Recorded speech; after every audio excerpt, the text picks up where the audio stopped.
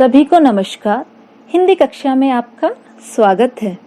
आज हम कक्षा 8 की हिंदी पाठ्य पुस्तक दुर्वा का चौथा अध्याय ओस पढ़ेंगे, जो कि सोहनलाल द्विवेदी जी द्वारा रचित है।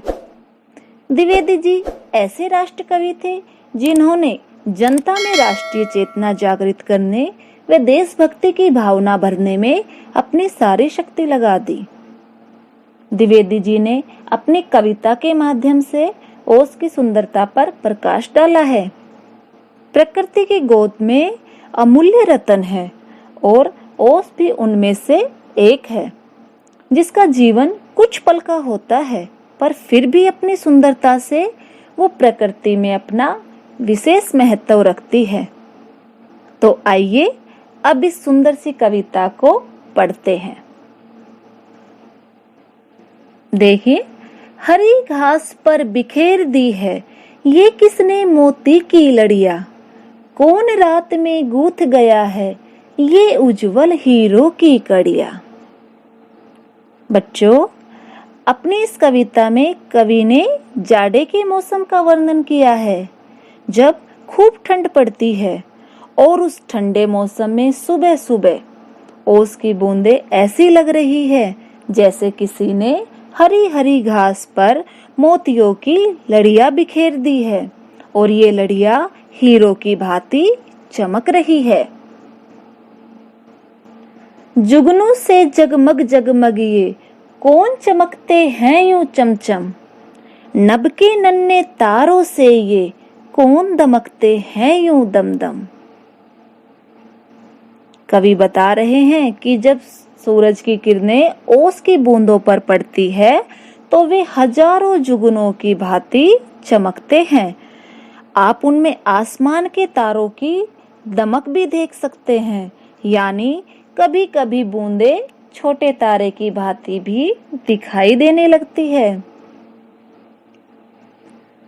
लुटा गया है कौन जोहरी अपने घर का भरा खजाना, पत्तों पर फूलों पर पग पग बिखरे हुए रतन है नाना। आगे क्या बता रहे हैं कवि कि जब ओस की बूंदें पत्तों फूलों पर रहती है तो ऐसा लगता है मानो बहुत सारे रतन बिखरे हुए हैं। उन्हें देखकर लगता है जैसे किसी जोहरी ने अपना पूरा खजाना लुटा दिया हो। बड़े सवेरे मना रहा है कौन खुशी में यह दिवाली, वन उपवन में जला दी है किसने दीपावली निराली। सुबह के सुहाने मौसम के बीच ओस के कणों से कवि को लगता है कि जैसे किसी ने बगीचों में सैकड़ों दीपक जलाकर सुबह सुबह ही दिवाली मना दी हो। जी होता इन ओस कणों को अंजलि में भर घर ले आऊं, इनकी शोभा निरख निरख कर इन पर कविता एक बनाऊं।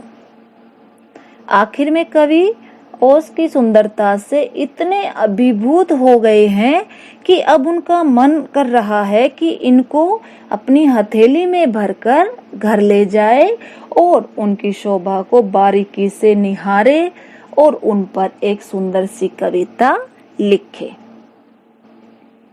तो बच्चों, आज आपने कविता के माध्यम से प्रकृति के छोटे छोटे कण का महत्व जाना।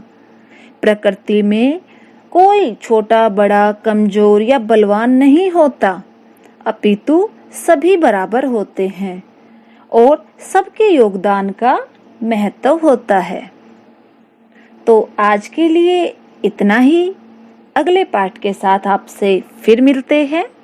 धन्यवाद।